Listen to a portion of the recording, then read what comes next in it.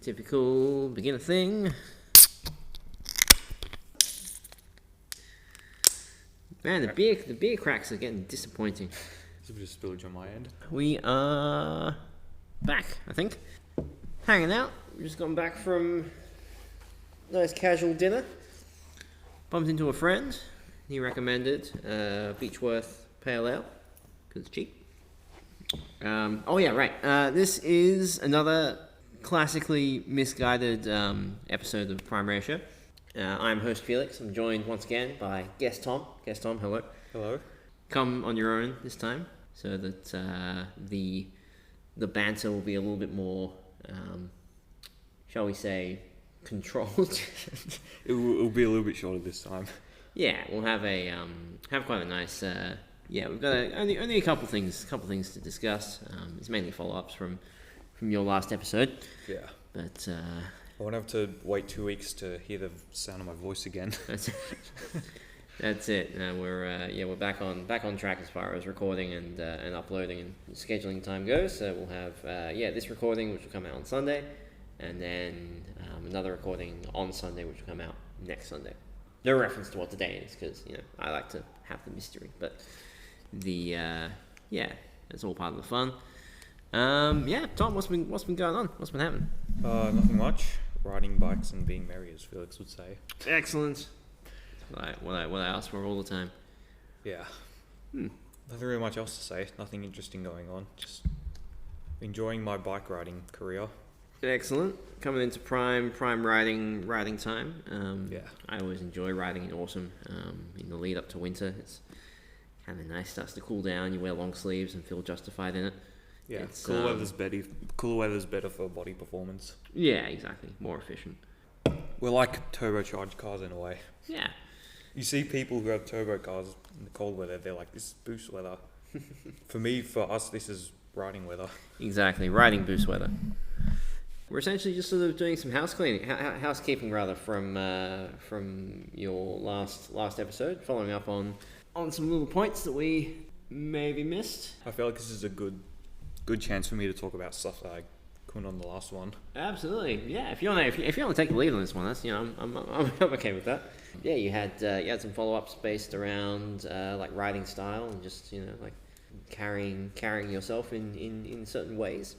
So I presume there was more to that than what you managed to get in the episode with Ramsey. Yes. Yeah. So yeah, I mean we were talking earlier about specific sort of styles and stuff, and as I say, we bumped into a friend of mine who works in the brewery, and we know each other through bikes, so there's those two strong connections.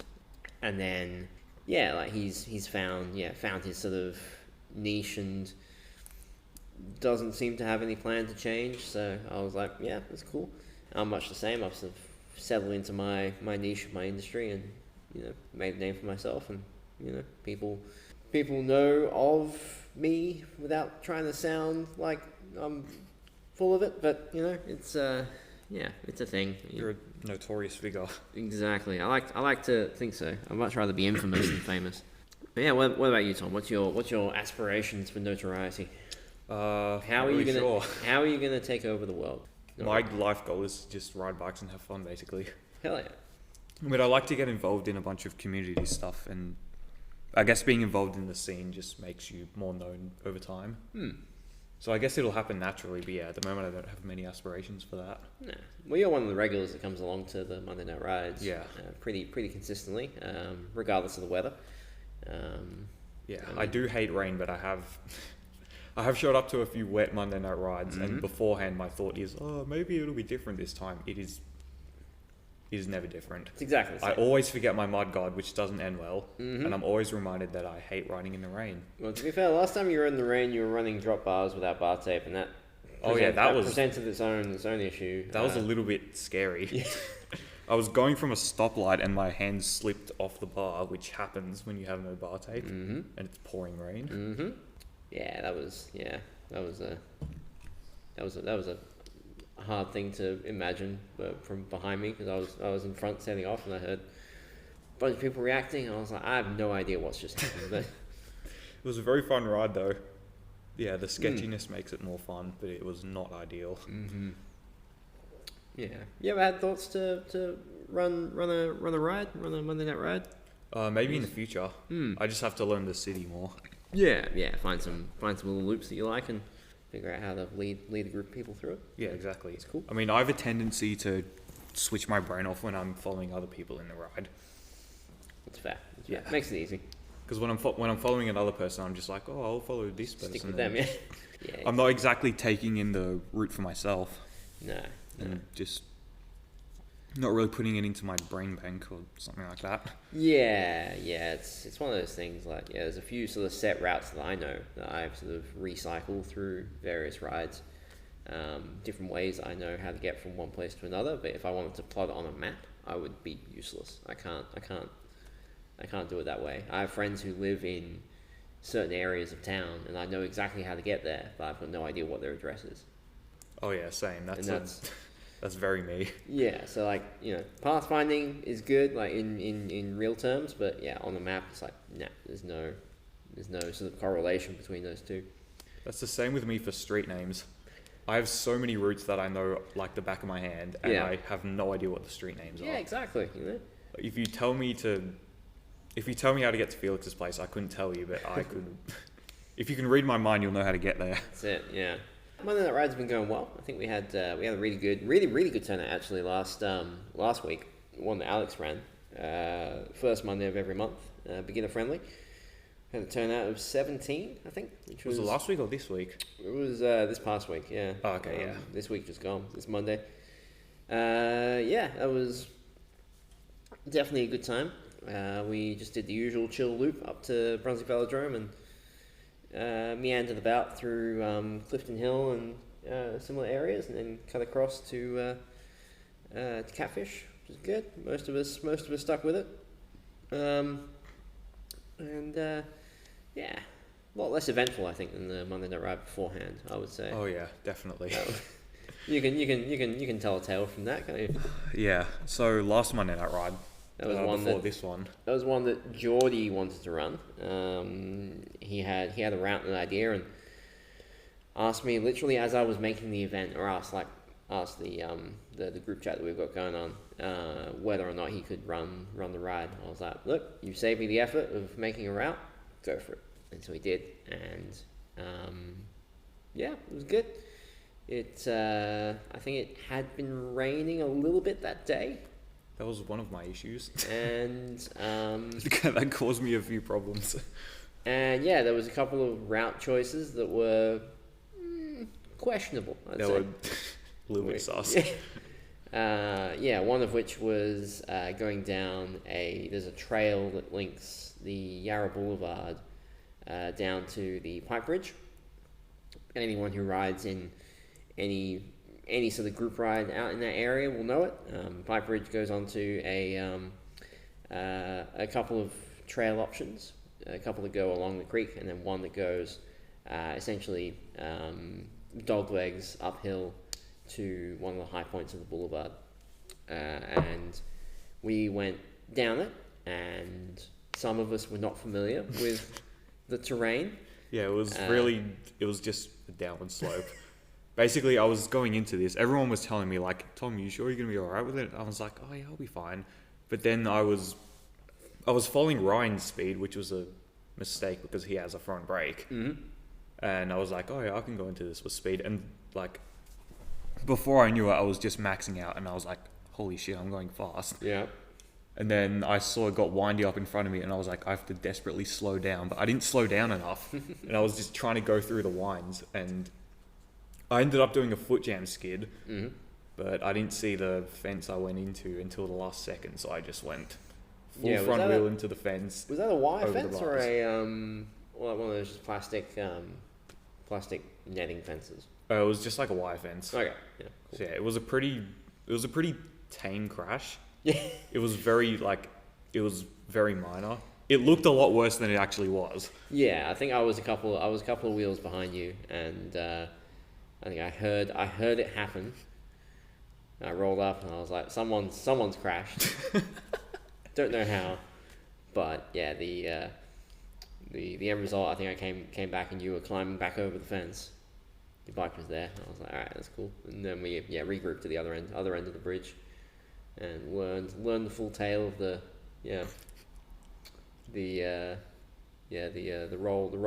rollover maneuver. That was very funny according to other people. Yeah, that's it. I mean, yeah, it's one of those like comical things where like you hit something and then you just literally just rotate on an axis and then go into the bushes. Like, I feel like I know what to do in a crash, but that was still a very best case scenario situation. Yeah, definitely. Like, I could have, like, when you go over the bars when you run straps, your feet can get stuck in the strap and you can just... Exactly. It doesn't end well, but exactly. No, I went over the bars, came off the bike, rolled over, and I was like... Huh. That was comfy. Yeah, that was pretty interesting, and then I just rode away, basically. Comfy crashes are always nice. But yeah, no. Thankfully, we haven't had many of those, many crashes of late. We had a bad period where it felt like every other week we had a crash, and like some of them were serious, some of them weren't. Yeah, we had one guy on Friday ride past and crash and that was really bad. Break his collarbone. Yeah. Like he was out of it instantly. Like you could Yeah, tell as soon as he crashed, he was like, yeah, we need to call an ambulance for this dude. And he said so. Yeah. Jack, if you're listening, hope you're okay. Hope the recovery is not too arduous. He worked in a wine bar as well, so it was like that would have been rough to go back to. But he clipped his pedal on one of the stone bollards outside the IMAX at Melbourne Museum, and went completely over the handlebars, landed hard on his shoulder, and broke his collarbone, I think, near the shoulder joint. So, immediately you could tell that something was up, and he told us to call an ambulance, and we did. Stayed with him, got some ice for him, and kept him present at the wake, and then he went off, and his housemate came and picked his bike up, so that was all good. But I mean, we've all done silly things like that. I mean, hell, I've shit happens, I guess. I've crashed into that very bollard myself before, in that comical way of like hitting it square and just rolling over it. Like I did that. But I had cracked ribs at the time, and so I was riding along. It was raining again. Couldn't see it, and then hit it square after trying to brake, but too late. And rolled over, landed on my back, and just completely winded myself. On the way to a Monday night ride as well, which thankfully no one else showed up for, so I could just can it and just go to the pub and have a beer. That doesn't seem fitting for nobody to turn up to a Monday night ride. Well, it was midwinter, and it was raining and it was cold. Yeah, that seems I think Sophie showed up, and that was it. And we just rode straight to Catfish, had dinner and some beers, and then rode home after that. So probably for the best. Seems pretty uneventful. I did say that if more people had shown up, I would have done like a ride, but I probably wouldn't have gone as far as I'd originally planned. I think I just recycled that route for the next week. But riding with crack ribs is not it's not something I would personally do. Doing anything with crack ribs sucks, you know. Breathing with crack ribs is rough. Yeah, the rain is not my friend. That was one of the issues I had when I had the crash, because my light mount is like a Apple Watch basically, except with a rubber band. Mm-hmm. So when you have it taped to your handlebars and it gets wet, if you go over a bump, it points straight to the ground. Yeah. So I didn't see the fence until the last second, and I had my foot in the back wheel, and I was like, okay, I'm going over the bars. I just fully accepted my fate at that point. Take your moment and be like, yeah, this is happening. Yeah, that's the good thing about riding BMX, is that you know how to crash. Yeah, exactly. Because I feel like for most people, going OTB is a bit of a scary situation, but no, that was a best case scenario. Mm-hmm. Yeah, the other side was just like tan bark. One of the most important things to learn in life is how to fall. Yeah. And nobody wants to crash, but it happens. That's it. It happens to all of us, yeah. Yeah. You had some other points you wanted to hit as well. Yes. I don't have really a plan written down, just some standard little notes, most of which we've already covered, so we're more or less good. Yeah. So yeah. hit us with it. You were talking about like finding writing style, and like, maybe I presume it's a sort of more of a background into like how you sort of came to find your style, whether it's still developing. Like, what's the backstory there?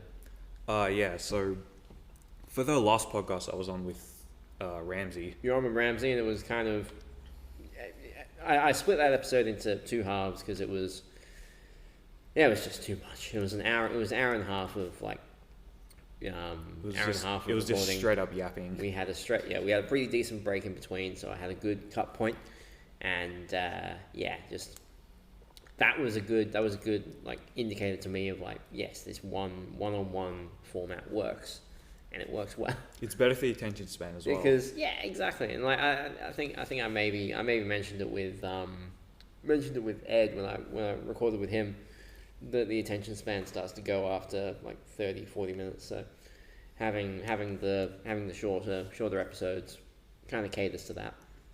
Yeah, and it allows you to get points across a bit more easily. So yeah.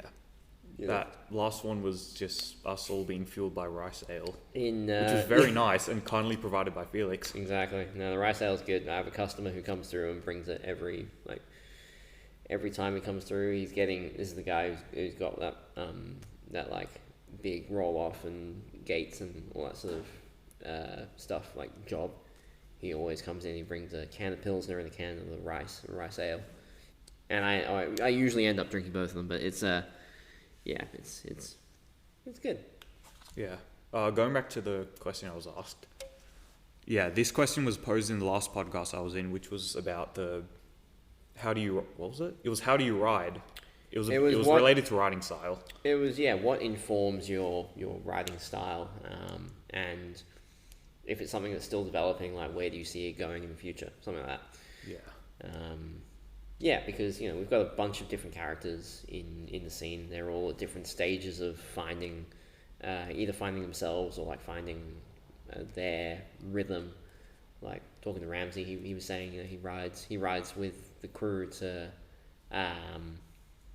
moderate himself. And I was talking to Sophie the other day, and she said she'd listened to that episode. She was like, she's the exact opposite. She rides with us to push herself a little bit more. Yeah. So that's understandable. There's a bunch of different things. So I guess the follow up to that is what do you see as like a benefit of riding with a group, and in particular riding with this group? I think the main benefit for me is drafting. I absolutely hate wind, and it feels amazing to ride. It feels amazing to ride behind someone and be like, oh yeah, this is easy. But no, I think I mentioned this in the last episode as well, so I won't go on a tangent about it. But I found that riding in a group made me find moderation a lot better as well, because my riding style for the longest time was just push myself as hard as I can. But then, because I'd always wonder when I was riding, why I was riding in a group, and I was like, oh, this is so much easier. It's because I was riding at the same pace as everyone else, and then I realized like not everyone rides really hard all the time like I do. But I think when this question was posed, I thought about it for a few days, and I was like, it kind of got my brain cogs turning. That's it. Yeah. During races, it's a little different. Like, people obviously push themselves to a limit. Hopefully it's to a limit, like they're still within their abilities. But just riding casually on the weekly ride. Yeah, it's more about more, at least for me and the people organizing them. It's more about keeping people together, keeping them entertained, worked out, all that sort of stuff. And that's hard to do. You have people who want to go out and push themselves to exhaustion, and sometimes we cater to that. Most of the time it's more you get an idea of the route beforehand, and there's a nice view. There's dinner and drinks afterwards, so it's more of a social thing than an exercise thing. I guess now that I think about it, the question seems really obvious to answer. Like, there's so many things running through my brain. I'm like, oh yeah, I come from a BMX background, and that's why I ride this way. So it's for me, it's the big thing about riding style for me is like skidding. I'm not really a heavy skidder at all. But yeah, it's something I've always struggled to learn. I mean, I can do it now because I ride brakeless. If you can't skid, then you shouldn't be riding brakeless. But yeah, it's something that I had a little bit of trouble learning because I ride a taller bike. Because I think that's something that's very overlooked when learning bike control, is that when the back wheel's loose and you're basically fishtailing. If you have a taller bike, then it's a taller center of gravity, basically. Yeah. So yeah, even now when I skid, sometimes I get a bit squirrely, and I'm like, oh no, I almost went sideways. But yeah, it's definitely a different learning curve if you're a tall person. But yeah, I found that with my riding style, it's like minimal skidding, which is like similar to Ramsey as well. Mm-hmm. Yeah, Ramsey doesn't skid very much. Yeah, I don't think I've ever seen Ramsey do a skid ever, which is that's what I strive to be. Yeah, I mean, also like skidding as a method of stopping is not very efficient at all. It's more, like slowing down and braking is all about friction. Skidding is losing friction. So it's one of those things, and depending on the tire you have, sometimes it's better or worse. Like if you have Continental Gator skins on the back, they're actually surprisingly grippy in the dry to skid. That's why I'd never recommend them to a new rider. Yeah, I don't think I'd ever personally run Gator skins. But and then if you have other tires, they slide a bit more easily. But again, you have to like get the technique down to get the benefit. Like the little hop skids and bump skids are the best way to go. Like lifting the back 100%. Wheel up, stopping it, and then as it lands, you start again. You shave off so much speed that way. Yeah, because the thing about stopping for me as well is that if I need to stop and a car pulls out on me, I just do a foot jam skid. Foot jam as well. That's good. That's what I found is the most effective way. It's a good emergency method. Yeah, because the one thing I found about that is that I basically picked it up from BMX. Because if you ride brakeless BMX, you put your foot in the back tire and that's how you stop. Exactly. So that just became like an instinctive thing. And I think it helps that I have a taller bike, because I've talked to other people about foot jam skinning, and they're like, oh yeah, I can't do it because my leg flexibility, and I'm like, surely it can't be that hard. But no, like it is harder for a lot of shorter people. Yeah, also depending on the frame, like I'm looking at the Merida I have up on the wall there. It's impossible to foot jam on that bike, just because of the shape of the tubing. Like because that one the seat stay goes the angle it attaches lower on the seat tube. Yeah, so the angle at which you're hitting your foot is a lot more. You got a lot more power in the wheel, so your foot's just going to slam into the tube. You can't hold it as easily. Yeah. On all my other bikes it's fine, but yeah, the depending on what frame you've got, sometimes it's easier, sometimes it's harder. But it is a good technique to learn. Yeah. Have on hand. Because my experience with foot jam skidding is that I saw someone do it on YouTube, and I was like, oh yeah, I'm gonna do that. And then I went outside and I just did it, and I was like, oh hell yeah. Yeah. But then I've asked other people about it, and I was like, can't you just foot jam skid? And they were like, yeah, it's hard to do though, because I can't reach the back wheel with my leg. Yeah, some folks struggle to bend their legs that way, but that's more just a matter of practice and getting the hang of it. Yeah, because if you have a taller bike as well, that's another thing with riding tall bikes. Is that you have a lot of real estate for your your foot to go over to your wheel. Exactly. Yeah, you've probably got more leg as well to reach over. But foot jamming is one of those things that wears through my shoes very, very easily. Yeah, I have if I show you the bottom of my shoes, you can see the foot that I foot jam with. There you go. Yeah. Yeah. Yeah, that's definitely an important skill to learn. Because for example, if a car's pulling out on me, I don't like to skid to come to a stop, because I just skid and I don't stop. Yeah, but again, depending on the scenario, like I've had times where skidding has helped, and I've had times where it hasn't. So I think my biggest takeaway from it is that if I need to slow down, I'll skid, but if I need to stop, then I will foot jam. Foot jam or like hop or whatever. Yeah, hop skidding is also a lot more efficient than skidding. Or just like hop stopping. Yeah, exactly. Like shorter skids, because I found that when I do my skids, I come to a very abrupt stop when I finish the skid, which is a lot more effective than just doing a 3-second skid. Yeah. To each their own. I think Yeah, I mean, different things work for different people. Yeah. But I feel like I've found what works for me. Excellent. Which is, that's good. Yeah, comes from my other biking discipline backgrounds. Yeah, exactly. Yeah, BMX is definitely helpful for that. It's helpful with bike control as well.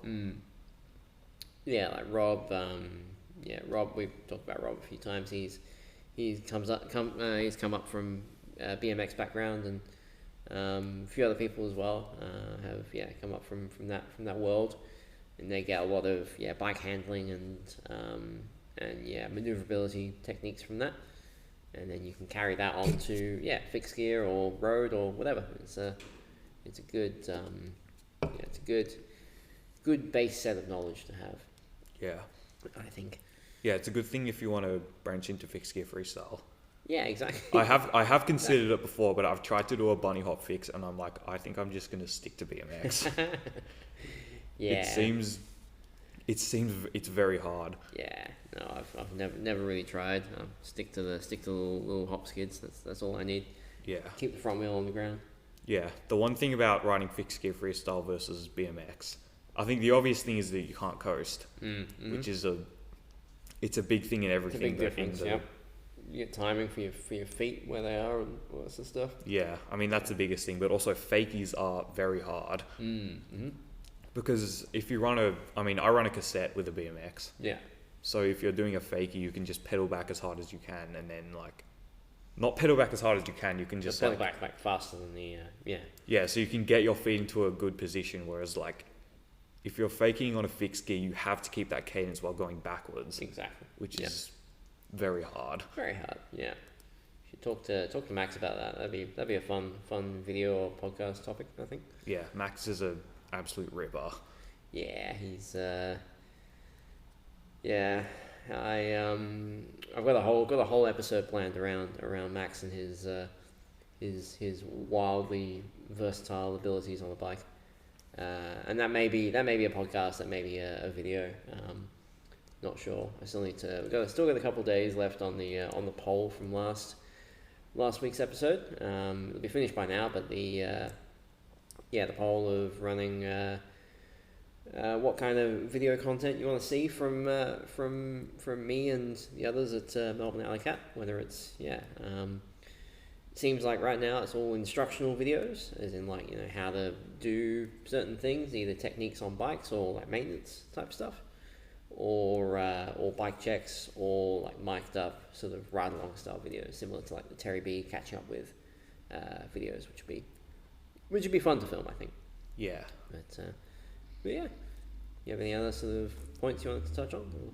I think I've touched on everything about my riding style basically. Hell yeah. Yeah, that's something that got my brain churning after I finished the podcast, and I was like, oh, I could have answered this better. But yeah, I think. It's good that I have this opportunity to do another episode. That's the real reason you came back, is for another chance. No, that's fine. That's fine. To redeem myself and speak less drunkenly. Yeah, it's dangerous, but no, we're keeping it sensible. Just a couple of beers tonight. Yeah. Not fueled by rice ale as much as we did last time. No. The rice ale is too easy to drink. So it was really good, by the way. If you have the chance to try it, please. You might regret it because you might drink it too much, but it'll be worth it. In the North Brewing, when life gives you lemongrass, is that particular beer, but really any rice ale is good, or Japanese style lager or white ale goes pretty well. You also had either a hot take or a question. I can't remember which one was fully formulated. You were working on one. The hot take was formulated. I still don't have a question. That's all right. So you'll have to answer Alex's again, which is fine. That's fine. My hot take is that 90% of the time, silver spokes look better than black spokes. Ooh, okay. I don't think every wheel set with black spokes that I've seen, I'm like, that would look better with silver spokes. I feel like the silver spokes add an amount of class that's that is. If you see a wheel set with black rims, silver spokes, you're like, that is cool. That's an interesting one. I can see where you're coming from with that. The one thing that I personally really like to do is do a mixture of black and silver spokes. I've seen that done. Yes, I've seen that done before, and it looks on really my good. on my Vendetta. I have a mixture of black and silver spokes. I didn't even realize that. Yeah, Damn, that's so cool. When I laced up that wheel, I had it so there was a silver cross in it. Yeah. On the front and the rear. And I did a wheel build a while back on for a build, and it was I alternated black and silver spokes. So it wasn't it wasn't a uniform like pattern. I think it maybe like there was an intention with the spokes, but it wasn't uniform, and in fact I did it backwards on the front as opposed to the rear, so it looked wrong, but it was still pretty cool. I'll see if I can find a photo of it, but the end result was good. But no, silver spokes, you can go either way.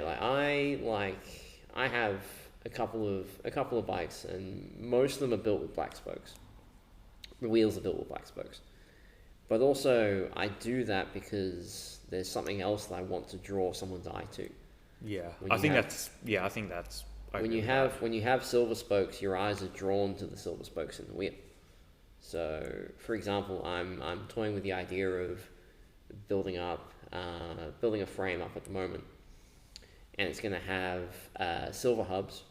It's going to have black rims, and I'm toying with the idea of doing silver or black spokes. The frame itself is it's a black and gold, like marbled kind of finish. You know what I'm talking about. It's on the wall over there. Avanti Pista. And it's the sort of thing where it would look good either way, I think. But I think for that, the frame itself is the main draw. So building a wheel with black spokes takes your eyes away from the wheels and lets you focus more on the color of the frame or on some other little details.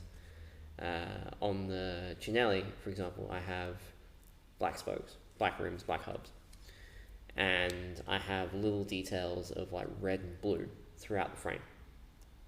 So there's the red and blue in the rear triangle. There's the red and blue of the bottom bracket shell on each side. On the corresponding sides of the frame, there's a red and blue cup. And on the wheel, either side of the spoke hole on the rims is a red and blue spoke nipple. So it points out in different directions, right? Yeah. So little details like that I like, but yeah, I find silver spokes are good, but you need to have that aesthetic in mind. Yeah. To justify choosing black or silver spokes. Yeah, I mean, it definitely depends on the build, but I just think. So yeah, silver spokes just add that class to a wheel set. It does. Yeah. Especially if you have a black rim with the different black anodized, rim, with the different anodized hubs. Exactly. Yeah. It looks perfect. Yeah, I feel that. I was talking to someone about a build I'm doing for them, and he's got a black bike with silver decals, and there's a stock issue with the hubs that he wants to get, and so I was like, all right, cool. I basically told him, I was like, give me creative control over this, and so I'm going to try and get for him. I'm going to try and get silver hubs. I'm going to suggest black spokes, and I'm going to suggest he's got eyeletted rims, and I'm going to suggest silver spoke nipples, because for a number of reasons, there's a few other details about the bike that will draw your eye a lot more. It's a cargo bike, so yeah. So there's a lot more going on. It's going to have a lot more different components, a lot more different pieces, and yeah, I was like, keep it with an ounce of subtlety about it. Silver spokes would look good, I'll admit, but it's going to be with the black and silver. I would probably want to choose one color and stick with it. Yeah. And he's got the black frame, silver decals, he's got silver stem, silver seat post, silver headset, silver cranks, I think. and a black chainring. So what I've always done is I've always matched the color of the chainring to the color of the spokes. Yes.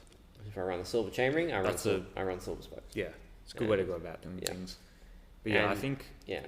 I guess in my opinion, I definitely understand that the black spokes draws more attention to the frame, but I guess my opinion is that if you have the silver spokes, it kind of ties the build in together.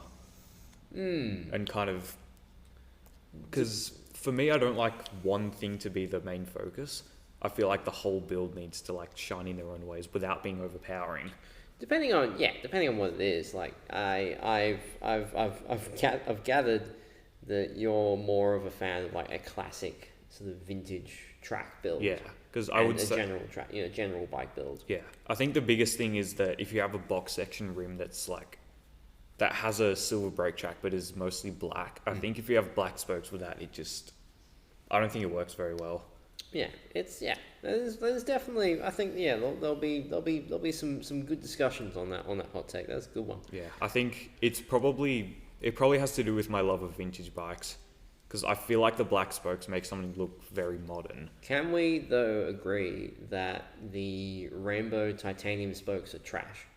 Yes. Okay, cool. I come That's from the BMX world. If any BMX riders are watching this and remember Harry Main, like back in 2012 or something, he had oil slick everything and it looked terrible.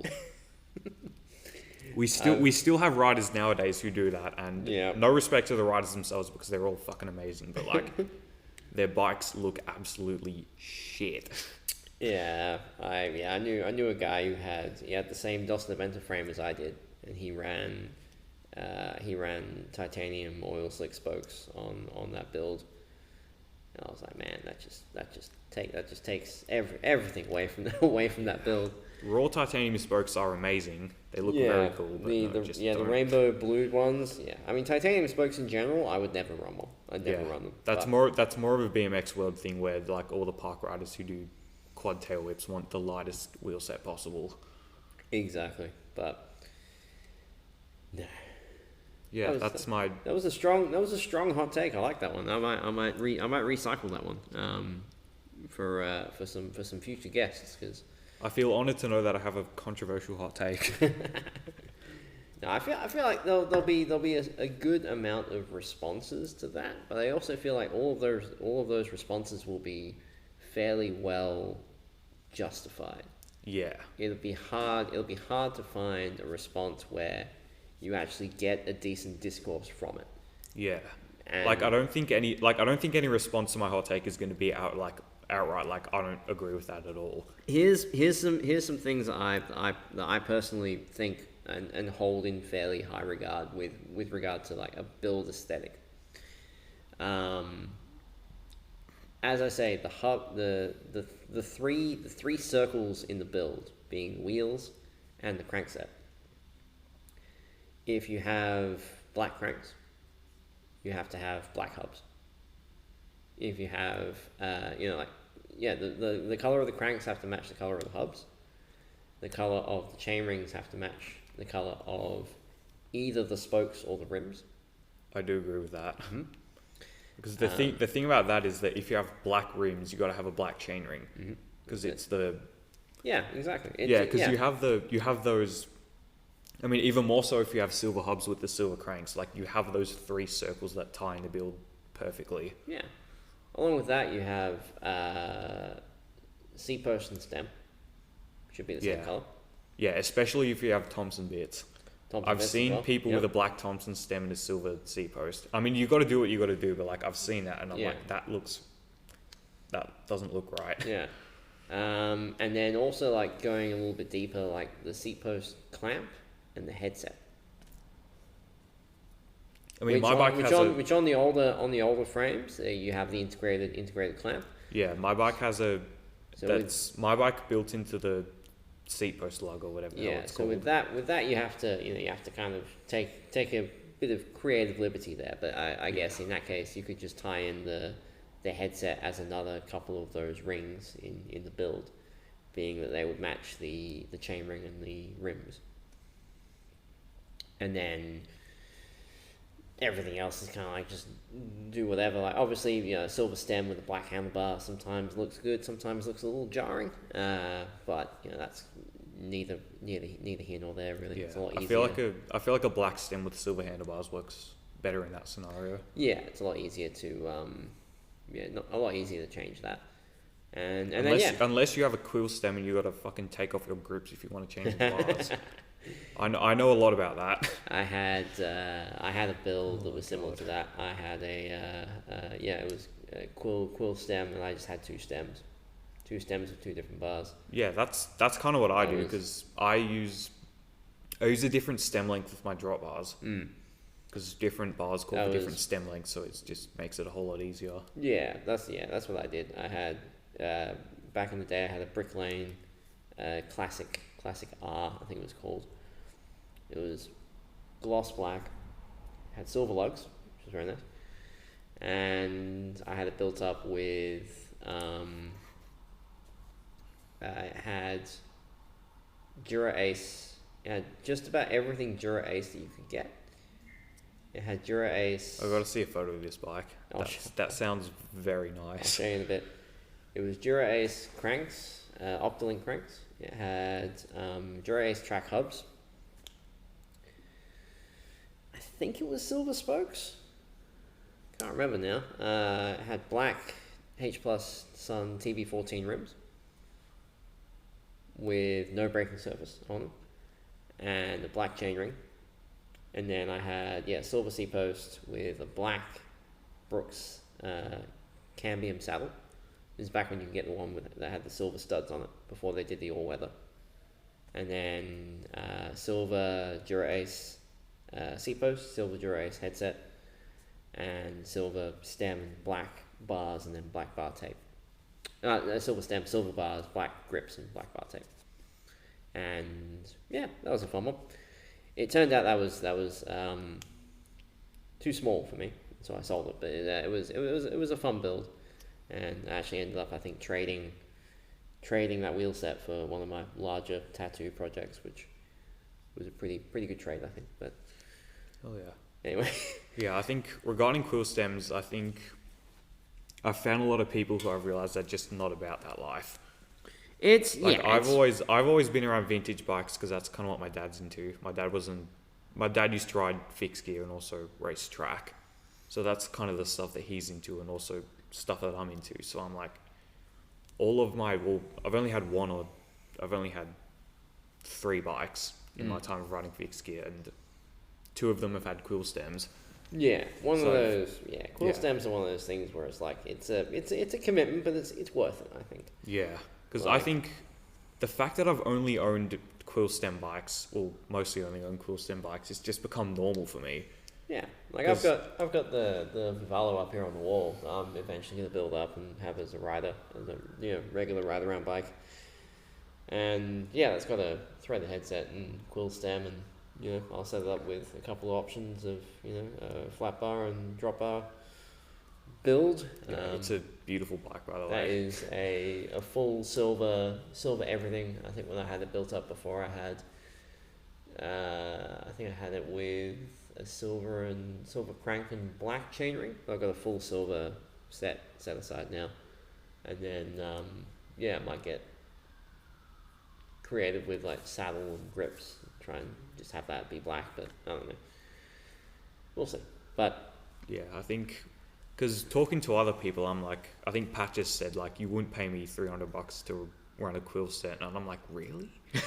I think I ride BMX as well, which uses threadless stems nowadays. So I've kind of dealt with both of them. And I've realized, like, quill stems are really not that bad. Yeah, it is a bit of a faff comparatively, but well, yeah, I mean, you get into that side of the cycling world, and you get into the older stuff, and you kind of see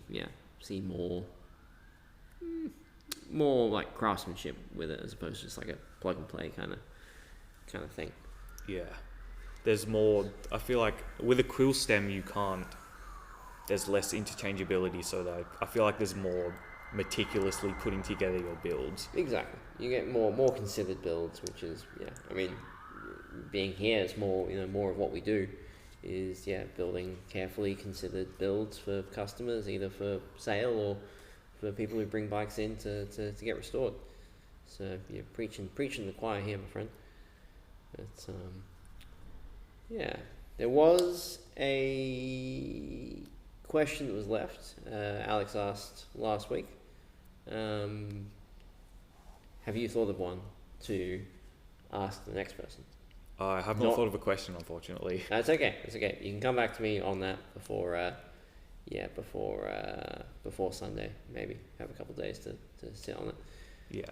But no, the question that Alex posed, which I think actually made the edit. I usually cut them out, but with Alex, you have to just let the banter roll because it's more fun that way. But the question that he asked was essentially, what is a bike that you absolutely do not need, but given the opportunity, you would absolutely buy and own or have if, say, money was no object? That is a very good question. Mm-hmm. I think my answer initially was that I already have that bike, which was my Rossen Pista that I bought off Luca. Mm-hmm. But I have actually realized that I need that bike because my fork on my Chilo, my current bike, is giving me a bunch of clearance issues. Yes, clearance with the tire and then also clearance with the frame too. Yeah, it's a flat crown track fork and the crown hits my down tube, which is a really weird problem, but it's not ideal. But I'm gonna end up switching all the parts to my Rossen, which I'm very excited about because that bike is absolutely beautiful. It is a nice frame. But I also feel like that's a very cop-out answer. That's all right. Yeah, I think my bike that I don't need that I would own is a Colnago Master X-Lite Pista. Good shout. It's a good shout. It's an absolutely stunning track bike. They are very nice. Yeah. Yeah, it's like, I was thinking about a few other bikes, but there were all sort of things that I've had in mind. Like, I've been thinking about building a bike with bigger tire clearance, and I'm thinking about those frames, and I'm like, if I bought this bike, I would actually need it because all my other track bikes have terrible clearance. Yeah. But I think I'm locked in with that answer. Yeah, because that's just like, if I was to get that bike, I'd just be like, I'm getting another track bike with tire clearance for 25cc tires. Like, I could have gotten something so much more practical. Yeah. But no, if I was able to buy one of those frame sets, I would buy it in a heartbeat. Yeah, true. Yeah. No, I think mine, when I thought about it, I had the same thing. I was like, I've already owned and built like the dream frame. That was the Dostamenta when I had it built up beforehand with, as it was most recently. But I think I could go one of two directions. If I went with a bike along those same lines, I would have gone with one of the Cinelli Mash Parallax 10-year anniversary editions, which is essentially one of the last frames that they made in that collaboration. It was What year was that? That was 2017. Yeah.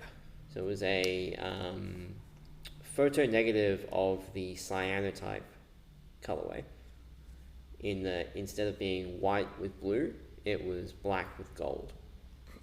And I'm starting to realize that there's a whole black and gold theme happening with my bikes nowadays that I can't seem to escape. But that build with, again, probably a carefully consolidated selection of parts would have been great. I knew someone who had one, and he now lives up in the Gold Coast, and I told him in very strong terms if he ever sells it to let me know. Although I probably won't be able to afford it because it's like one of 100 that were ever made. But anyway, I reckon there's one as a bike that I would ride and ride often, I would get a Dos de Venta Barcelona, one of the original ones, which is again black and gold theme coming through. Not crazy. And that would have been a daily that I'd ride around, covering stickers and decals and scratch the shit out of. But it would still be like a nice bike that's like disguised as like a bit of a beater bike. That's kind of more what I like. Like when I had the 14 built up more regularly and rode that all the time, that looked like just a cheap bike that had nothing special about it. But if you looked at it closely, that's my kind of vibe. If you looked at it closely, you'd see that like the chainring was, instead of a rusty chainring, was like a copper plated. That was the bespoke one, right? Yeah, copper plated chainring. Beautiful chainring. You look at the cranks and they were like scuffed up to shit, and they were Sagino 75s. You look at RIP my Sagino 75s. Tune into my last episode to figure out what happened to those. Yeah, that story. The God. the hubs, like when I originally had that built, I was like all pretty color matched. I had the grey H plus archetypes. I had Dura Ace hubs. Sagino 75 bottom bracket, the cage bearing one, and there was not a sealed bearing on that bike at all. Similar to my current build. Every 4 months, I would strip the entire thing down, strip all the bearings, re-grease them, put them back together. It was like a meditation for me. Yeah, but that's what I need to do for my bike. I would do something similar to that build from back then, but with probably more durable parts. Something that I would be able to build once and leave for 5 years, and then do a full strip down and rebuild again. That'd be my unnecessary bike. And by unnecessary, I mean a bike. Whenever I consider buying a new bike, I always think, what does this do that my current bikes don't? That's always the question. It's does this fill a gap that I have? And if it doesn't, then usually I don't buy it. I say usually, but it's most of the bikes I've bought recently have been ones I'm planning on reselling. So the only one that I'm planning on keeping is the on one, which will be a winter commuter or a single speed bike, which I don't have at the moment. And so having that as an option just to cruise around, shop bike, loaner bike, there's a few different options. Yeah, I guess I'll add a alternate answer to that. The Red Rally TI team track that's sitting right above me in Felix's shop is another answer to that question. Clive, if you're listening, you've got to buy it potentially. Potentially, if I have $1,500, which I probably won't. Yeah. This is that bike gets a lot of attention when people come into the shop. Yeah, this is. Maybe one day I'll own one, but at the moment it is not feasible at all. Yeah. It is a absolutely stunning machine. No, it's good. There's definitely a lot to see and a lot to desire in this shop, and rolling through, having a look around, you can find some cool stuff. We have pretty much filled now. That was cool. Once again, lost track of time. That's fine.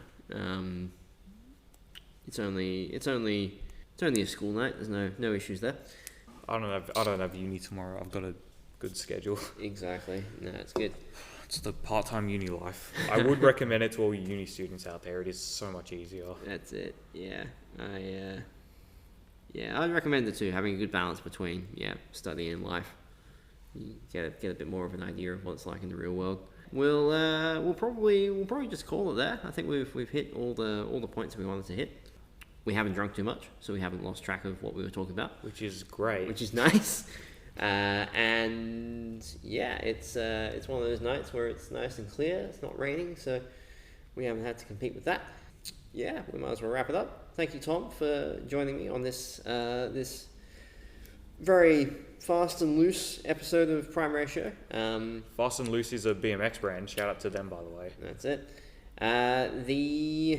This episode will come out on Sunday as per usual. It'll be scheduled, so it'll come out during more reasonable hours of the day, unlike last week, which was just a whole rigmarole of things culminating in a very late upload. That's fine. This has been Prime Ratio. I've been Felix. I've been joined by Thom. If you have any hot takes, questions, queries, stories, and really anything else, feel free to get in touch by emailing ridebikesandbemerry@gmail.com or hitting us up on Instagram at Melbourne Alley Cat. If you want to follow either of us on Instagram, I will have those linked below, and feel free to check out what we're up to. More for the stories than anything else, I think we're both more active stories-wise than anything else. Yeah, I'm a chronic spam poster for my story, so follow me on Instagram if you want to see my life, basically. If you ride bikes and you want to ride bikes with like-minded people, come and ride bikes with us. We run a weekly group ride every Monday night, meeting up at the Melbourne Museum at 6 p.m, rolling out at 7. Typically, routes are about 15 to 25 kilometres. We end up at one of a few places, those being either the Catfish in Fitzroy, Stomping Ground in Collingwood, Stomping Ground Brewery, wherever that is. I'll update that eventually. Or on the very rare occasion, we go down to Leonard's House of Love down in South Yarra. Yeah, feel free to join us. The first Monday of every month is a beginner-friendly ride. Sub 15 kilometre route, led by a delightfully lovely Canadian man. This past one was a testament to the power of inclusivity, if you will. We had a really good turnout.